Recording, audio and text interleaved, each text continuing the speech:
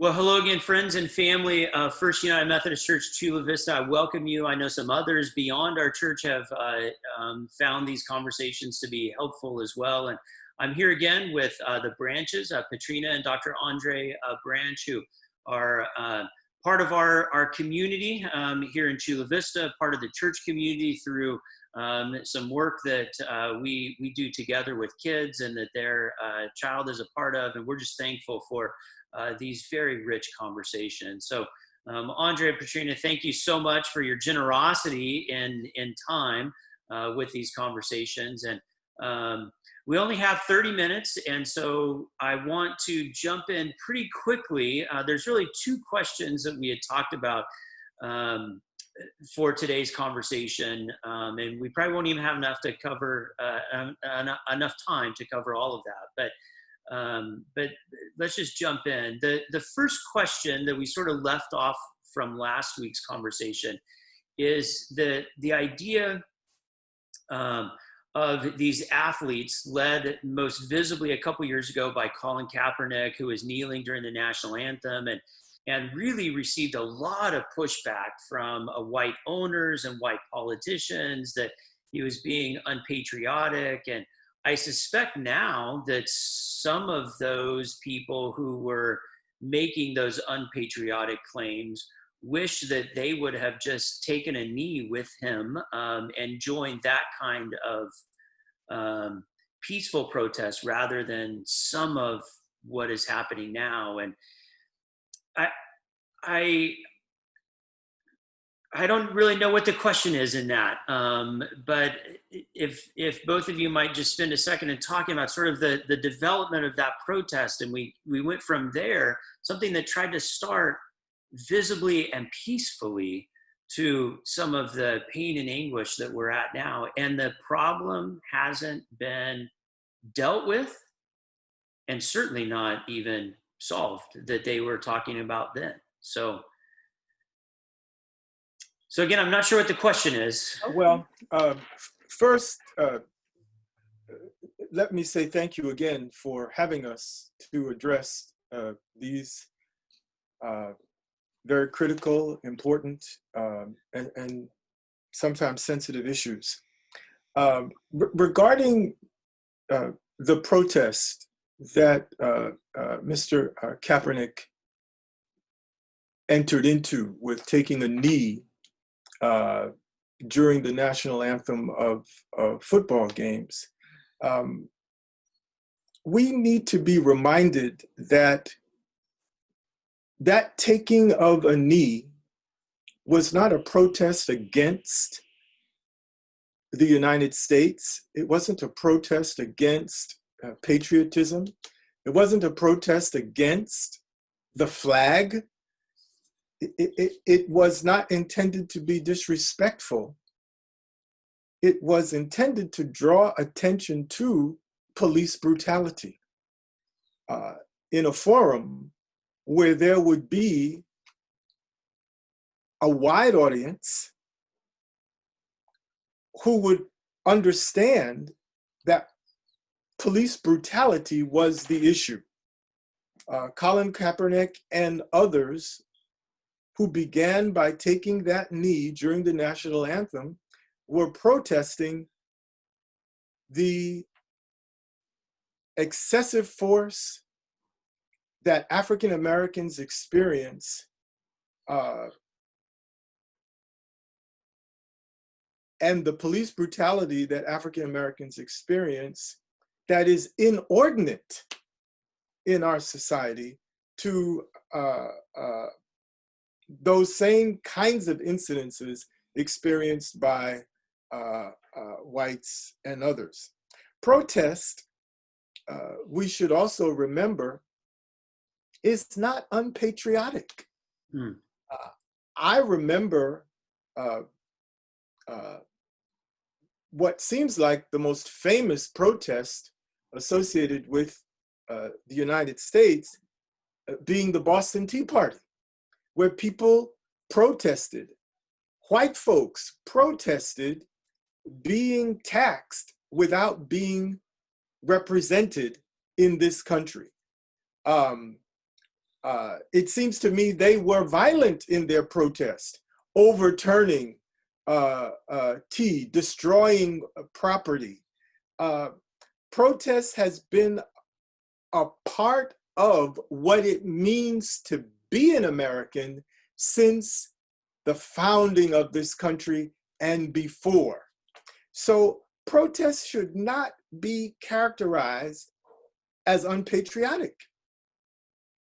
I think I always want to add that protest in this country has been used to, particularly by Black people and their allies, to push the country to live up to its ideals. Absolutely. And in that sense, it's the highest form of patriotism.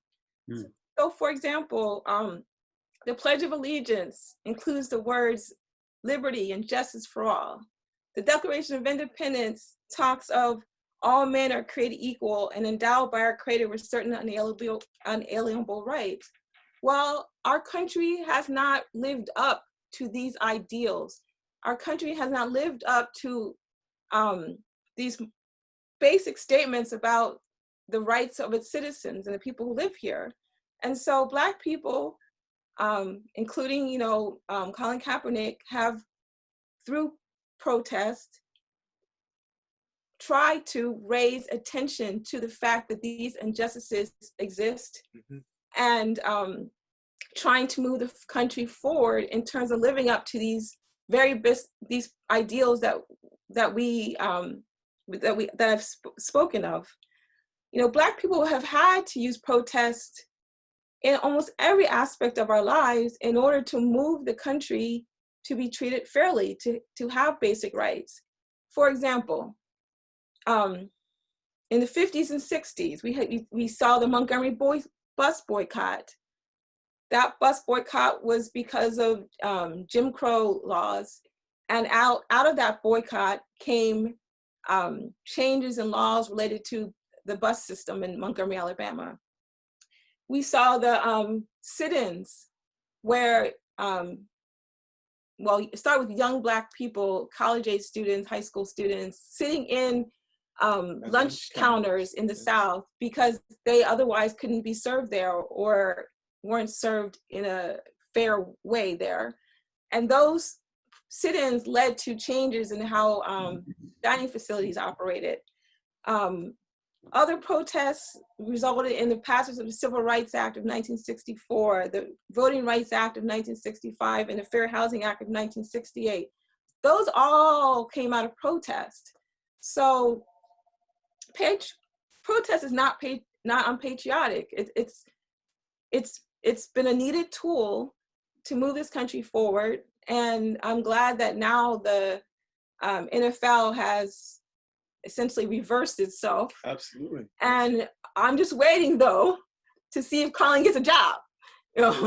So it's one thing to say, a lot of companies are saying good things right now, but we also need to see the action. So I think that's just how I would address that. But there was a quote from Martin Luther King's that I would like to just read quickly.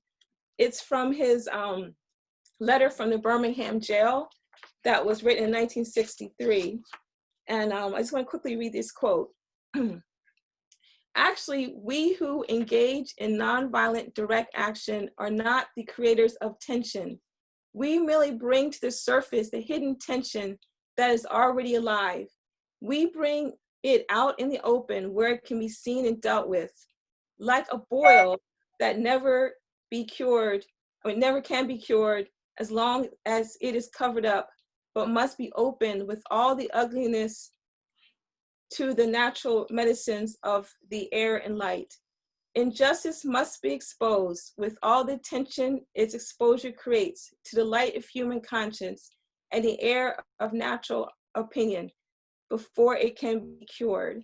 So basically what that quote is saying is that, the protests are essentially not the problem. The problems are what people are protesting about. So in Colin Kaepernick's case, it was police violence. In the cases of all the other, other examples I've given, the problems have been Jim Crow laws. The problems have been lack of access to the polls. The problem have been, all the other injustices that Black people have endured. So protest is addressing underlying problems. So, we need to be careful about focus on the fact that of the protest itself, as opposed to what is the reason why people are protesting. That's what really needs to be the focus. Yes. And that's what Martin Luther King is saying. And until these underlying tensions are brought into the light, they're not going to be cured. Yes. Yeah, thank you. And let me say, I want to move from talking about the protests to the problems here in this conversation. But to the church folks, I encourage you to look at the resources. So I'm going to put a link to the letter from Martin Luther King Jr. On below this video, so you can go and read that. And please, church folks, go and read that. And to paraphrase, one of the things that Martin Luther King says in there is that it was worse for white church leaders to be silent. Exactly. That was a worse evil than the ones who were vocal and racist. Because at least you knew where those folks were coming from, and that the white silence is almost a worse evil. So go and read that. Also go and read, I'm going to put some links about the Boston Tea Party. Go and read that and refresh your memory on that. Also, I'm going to put some links about the development of the Confederacy. There's lots of sort of, argument over, Confederate symbols and stuff. We need to remember that the Boston Tea Party were people who were fighting for liberty in the United States, or what would become the United States.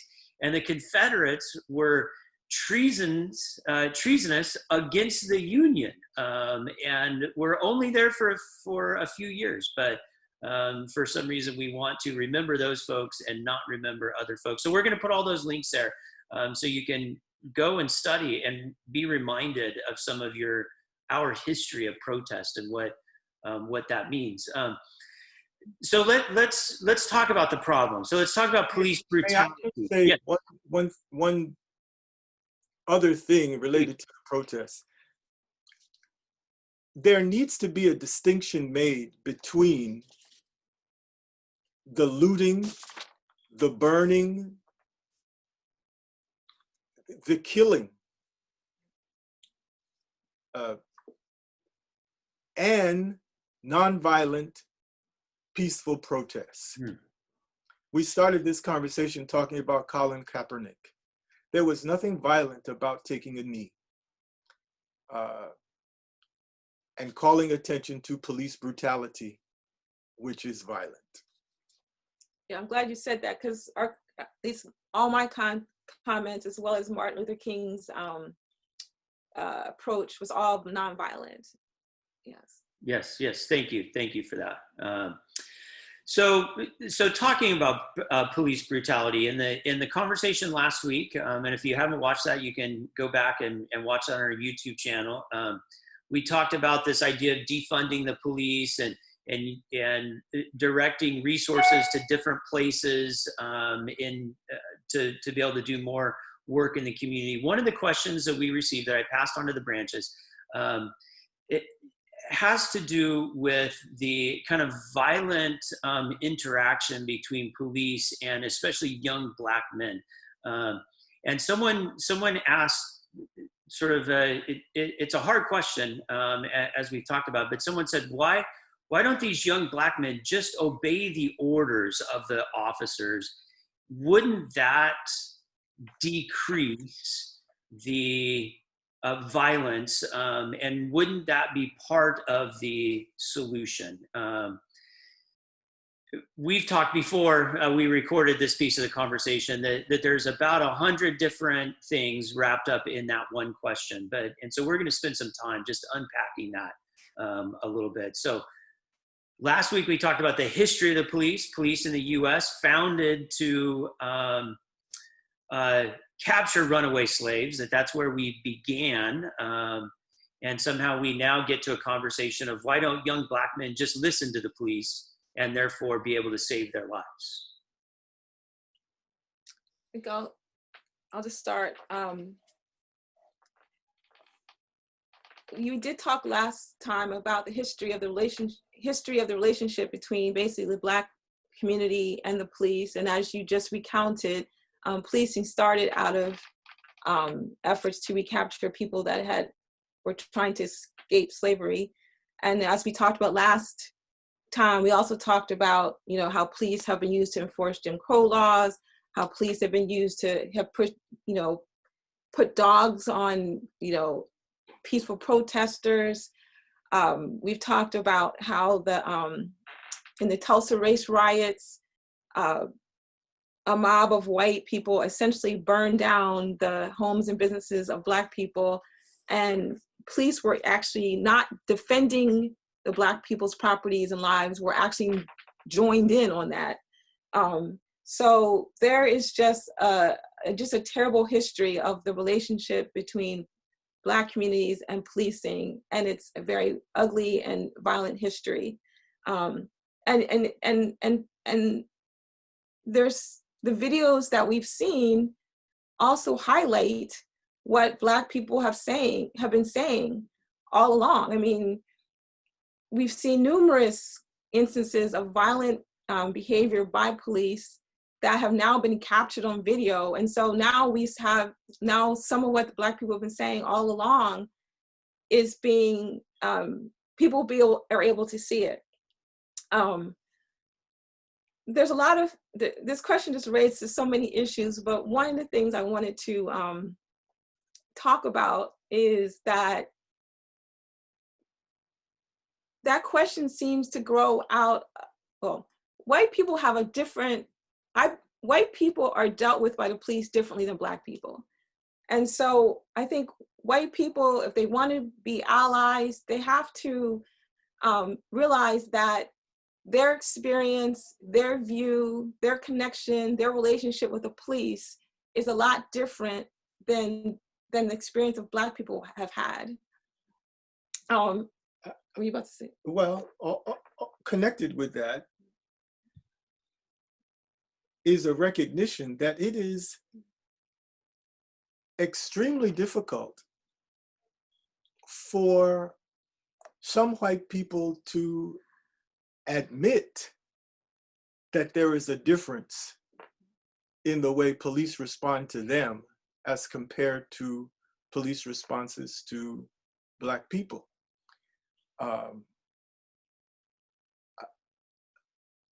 Many white folks want to believe that the police are good, that they have the best interests of all citizens at heart, and it simply is not possible that they could approach and interact with, respond to one group of people, Black people, differently than they respond to white people. It seems to me that's hard for some people to get their heads around. And so they would ask, why don't these people just behave like I behave? Yes. So, so some Black people respond by running or resisting out of pure fear and terror, based justified fear and terror, based on the history as well as their own. And this is not, and the current state of affairs in the United States. A few days ago, I don't know, you probably saw this story on the news, but a few days ago, this tape was uncovered of 3 police officers in Wilmington, North Carolina. They had mistakenly or accidentally recorded themselves having a conversation. And in that conversation, they used some very vile and racist, they were caught language against Black people. And I want to just quote a little bit of it. One police officer said, I think in talking about some of the protests, he says, "I want to wipe them off the F map." He was saying African Americans. That'll put them back 4 or 5 generations. Another officer said, oh gosh, I lost my page. Another officer said, he thinks another civil war is coming and would buy an assault rifle to slaughter the protesters, which he described with a racial slur. So I'm just quoting a little bit of what was said. Fortunately, those police officers were dismissed from their jobs, but that is a window into the mindset of some police officers. So imagine if that's the mindset that a police officer has when they're encountering a Black person, particularly a Black male, that they want to slaughter them off, wipe them off the map and put them back 4 or 5 generations. How the interactions between those officers and Black people are often go awry. It's my understanding, but I'm not 100% sure, but I've heard that in light of these conversations, the district attorney's offices are reviewing cases that those officers have been involved in because they have shown the biased perspective that they have against Black people. So this was an accidental taping. Imagine, I can't imagine that these are the only, we just don't have any idea of how far this goes, but this is just an example of what Black people are dealing with when they're dealing with the police. So I think that I think we can imagine, and we do have good evidence of how widespread this racist ideals are within police departments. The FBI 2 years ago told us that white supremacists have infiltrated police departments across the nation. And as you said, these are examples of what we know. The videos that what we see today are just examples of what has been videotaped, what has been recorded. Hundreds, thousands of conversations police officers across the nation are engaging in the same type of behavior, and we don't even know about it. That is, it has not come to light. But just as you said, Black people have lived that experience. Yes. We know how we are being treated. And so, you know, this trust that has been perpetuated over the years certainly would, in a sense, contribute to why some people resist, some people run. And also, I also wanted to just bring you to your attention to, I guess, another article if you want to put this on the resources, but on the Voice of San Diego, this is a San Diego online newspaper. There's a story called Southeastern San Diego Residents Say Police Interactions Start as Young as 6. And it was, I guess, posted on June 9th, 2020. So this is, you know, current, very current information. But basically, it starts out by talking about how there's a group of community members in the southeastern part of San Diego who have an issue with some homeless people causing some problems in a certain part of town. And they're trying to figure out how to address their problem. They don't want to call the police because, as the article says, residents simply do not trust the police to solve their problems. They are concerned that asking the police for help or bringing any additional police presence in the neighborhood could put other residents in danger like kids walking to and from Lincoln High School. In other words, asking the police to intervene in their neighborhood could create problems of its own, perhaps far bigger, more dangerous ones. That's the perspective, that's the experience, that's what Black people are dealing with, feeling like they cannot even call on the police for help. Bringing in the police is bringing in danger.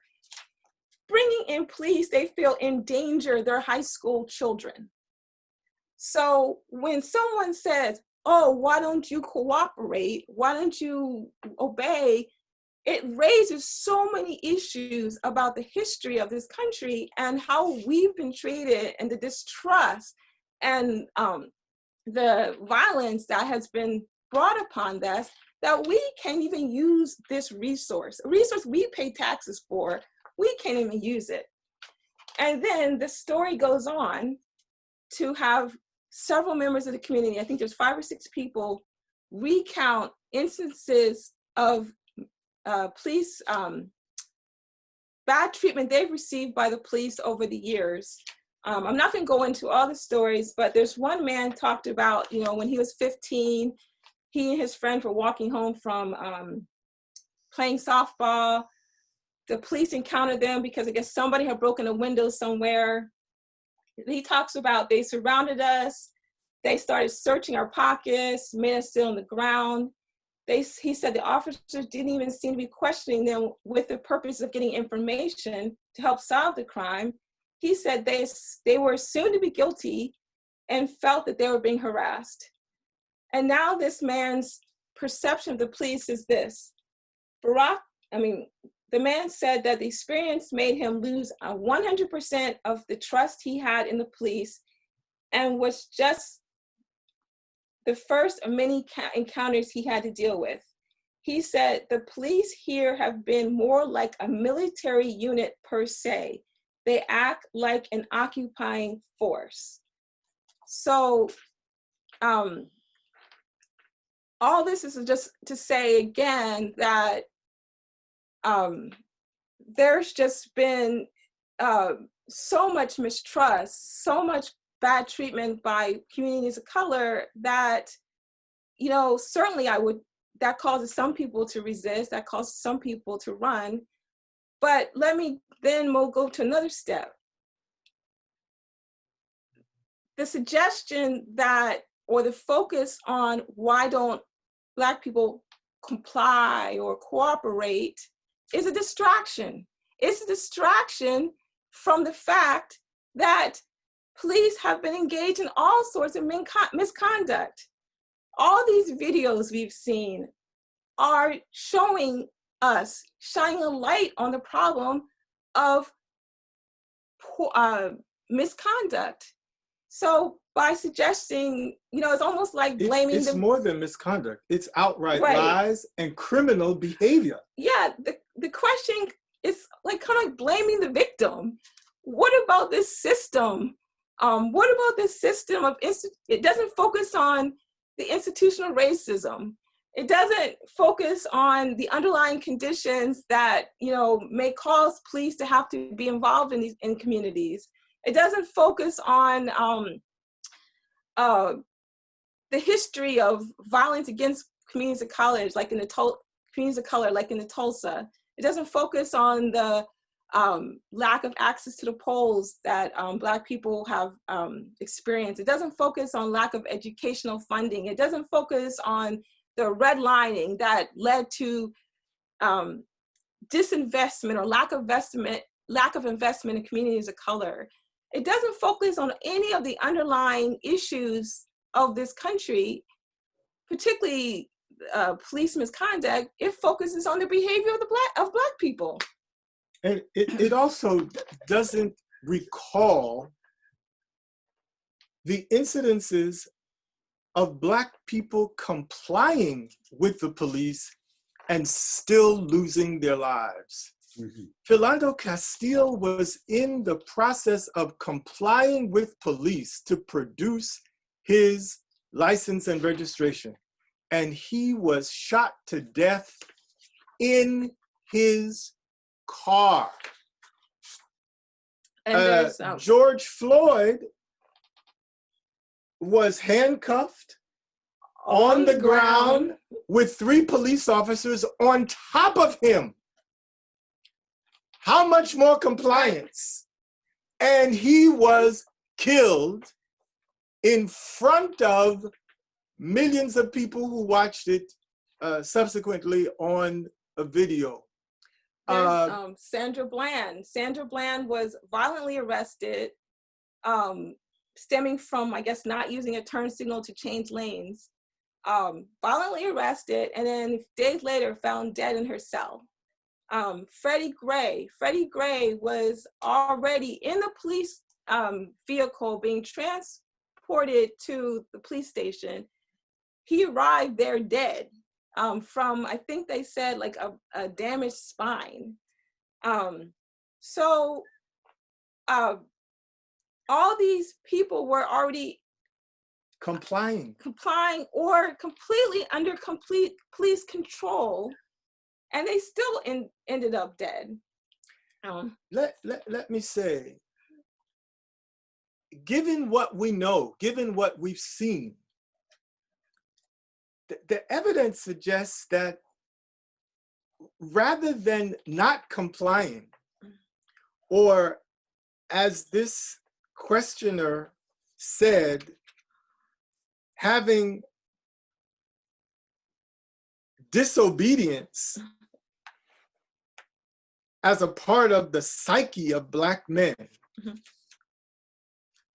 Rather than that, it seems to me we would see significantly more incidences of Black men being killed by police if they were not complying. That is, Black people comply, obey, submit much more than we are led to believe, because they know the fate that is waiting for them if they do not. And I should say, if we do not. I feel this intensely. And to suggest that because we want to preserve our lives by running away from police officers, by avoiding police at every turn, to suggest that it is somehow in our psyche to disobey is absolutely outrageous. We know what is waiting for us if we do not obey. So, ladies and gentlemen, we would see far more Black men killed if they were not obeying the police. We should, the police are, agents of the government. They are licensed to carry guns. They are authorized to kill people under certain circumstances. We should demand and expect that the police would operate at the highest standard. We should expect and demand that the police obey the law. We should demand and expect that the police will not lie. So rather than necessarily focus on, some people's behavior, let's focus on making sure that we demand that the police operate at the highest standard, because they deal with all of us. I mean, they don't necessarily deal with Black people, white people, all people. They deal with people who have mental distress situations. They deal with the homeless people. They're not necessarily going to deal with people who are just going to be perfect in their way that they encounter the police. That's why police are supposed to be trained in de-escalation. That's why, they are given non-lethal weapons to use. So we need to focus on moving the police to operate on the highest standards for everybody. One of the outcomes from all the video these days, whether it's police body cam or individuals with their cell phones, is that we're seeing the police lie. there's a story, for example, I found on CNN.com called Videos Often Contradict What Police Say in Reports. Here's why some officers continue to lie. And basically, it's just recounting a number of recent cases that we've heard about, and the fact that the police account of what happened was different from what the video later showed, because often the police have to, police have to give their story, write it. Soon after the event, they have to write a police report. Well, then, along comes the videos, and we've seen a different story. And of course, as I have to repeat again, Black people have been saying this for years. For example, they point out the case of a lot of you saw this on the news. There was a 75-year-old, a white, tall, 75-year-old protester who approached some police officers during a protest. Two of them pushed him down and basically kept walking, as we saw him lying on the ground with blood flowing out of his head. Well, initially the police said that he had tripped and fell. When the videos came out, we saw that that was not the case. Fortunately, because of video, those two officers, I believe, have been charged with a crime. But here, once again, we see the power of video bringing out what in the past would have just been, swept under the rug. We just continue to move on because, unfortunately, police have been lying. This story also points out the fact that in the George Floyd case, the initial report was that he had resisted. And this story says the surveillance footage from a Minneapolis restaurant near where George Floyd was killed appeared to contradict police claims that he had resisted arrest. So I'm saying this and bringing this information forward to say, let's really, focus on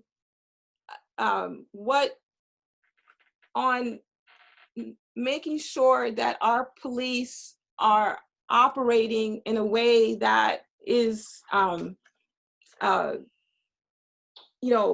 the public, that is, oh gosh, I'm losing for words.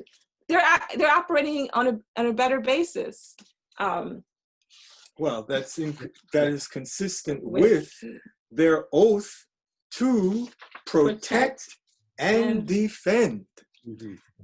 As difficult as this question was, as difficult as it was for me to read, is a lack of compliance built into the psyche of Black men?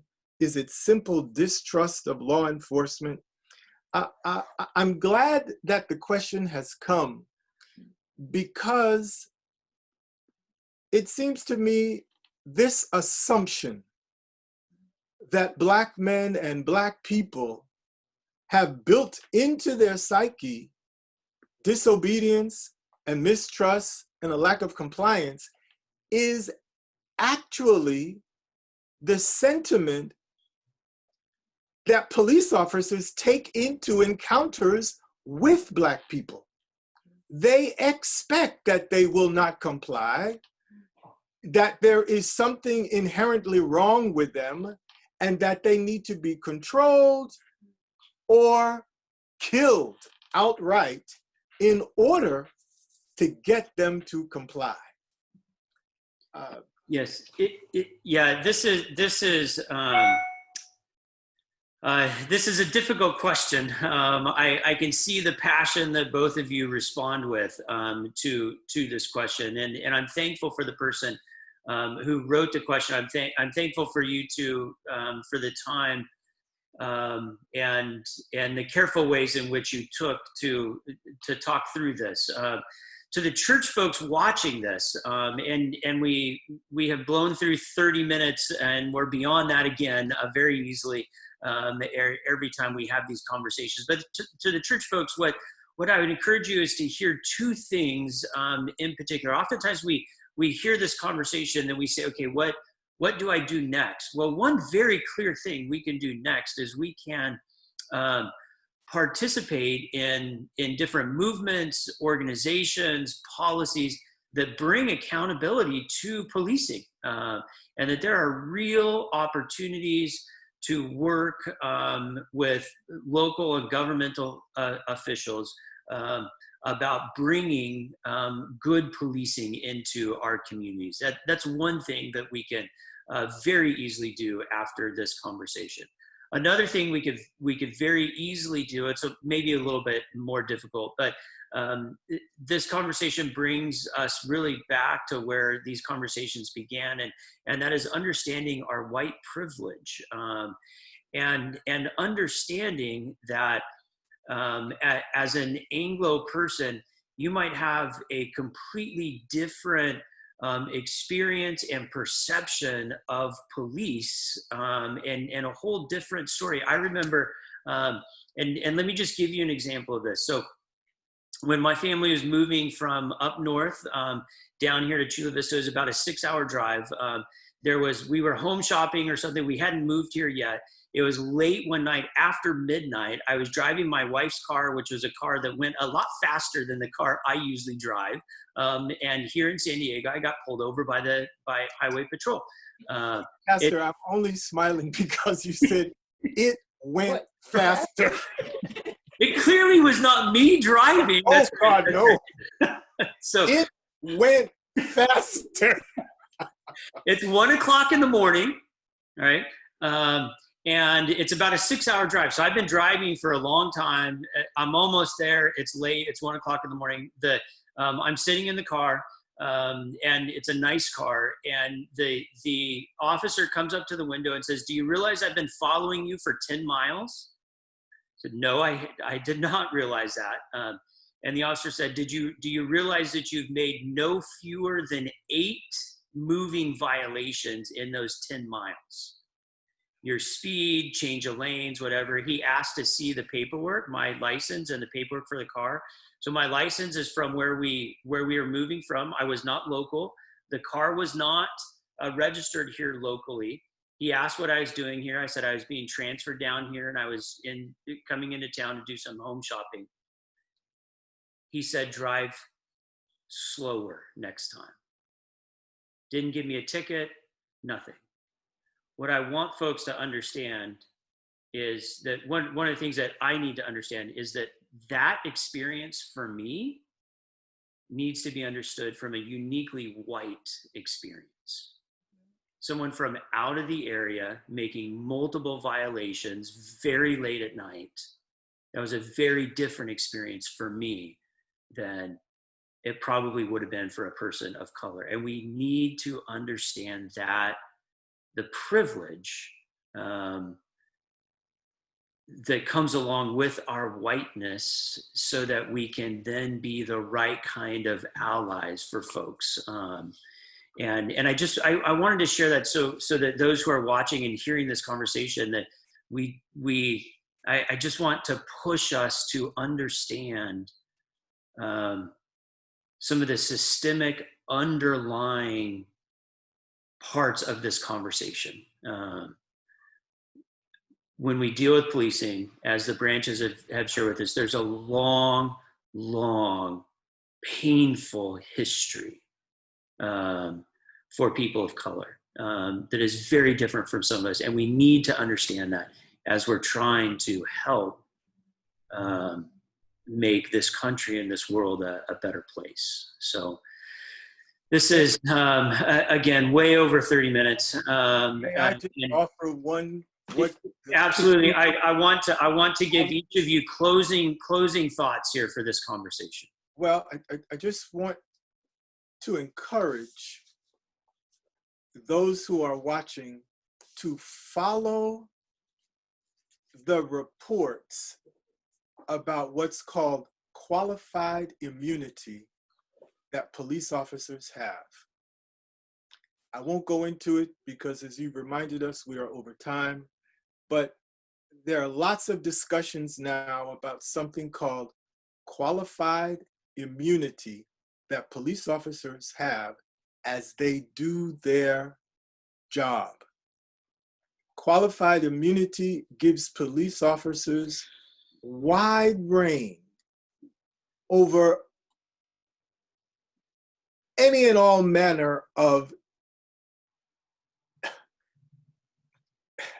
destructive, perhaps deadly activity for Black people, and they can simply say, I was doing my job. But follow the reporting of what's called qualified immunity, and specifically what the House of Representatives is trying to get passed. Well, they've actually passed it. It now goes to the Senate, but it includes reforming police, and especially this notion of qualified immunity. We will put some links about that underneath this video. So by the time this video is up, there will be some links that will take you right to that conversation. And Petrina, last words that you would share with us today? Oh gosh, there's so many things that go to my mind. I think I just want to sum up what we talked about in terms of saying that, the police need to do a better job of policing themselves. And it goes to what my husband was saying, but there's so many ways that police have not been held accountable for their behavior. But as in most jobs, people know who the good, if you work as a teacher, you know who the good teachers are, you know who the bad teachers are. If you work in medicine, you know who the good doctors are and the bad doctors are. Police departments know who the bad officers are and who the better ones are. But there's been this blue wall of silence, which will not, and other protections that keep the bad officers from being taken off the force. And that really does have to change. The officer that killed George Floyd had at least 18 complaints on record. And we also hear that officers can go from one department to another. They could be fired by one and just get hired by another. And that's got to change. There needs to be more public transparency into what types of complaints are filed against officers. Again, I can go on and on about that, but because of time, I'm going to stop there. And I'm also going to just ask that you put another resource on the website. It's a book I just got. It's called, and I just started reading, but it's called From Here to Equality. It's by William Darity and Kirsten Mullen. And the subtitle is Reparations for Black Americans in the 21st Century. But the thing that it talks about that I just want to highlight is the historical basis of the inequity in wealth between Black families basically and white families. And there's a whole history to why we're at this place where there's huge wealth gaps in our communities. Yes, yeah, we will put that link as well. And as we close, let me just remind folks. So this is one conversation. We've been on this conversation for about 50 minutes. There are other conversations to watch. I encourage you to watch them, but I encourage you even more so. Underneath this YouTube video, there's all of the resources that we have talked about so far. Articles, books, documentaries, feature films. Go and continue educating yourself about these issues and taking responsibility to learn.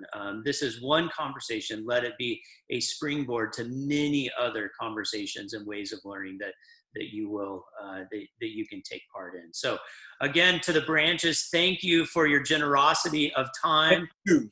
I realize that I'm occupying all of your Saturday mornings these days. So thank you so much for that. And we look forward to a next conversation. So God bless everyone. Take care.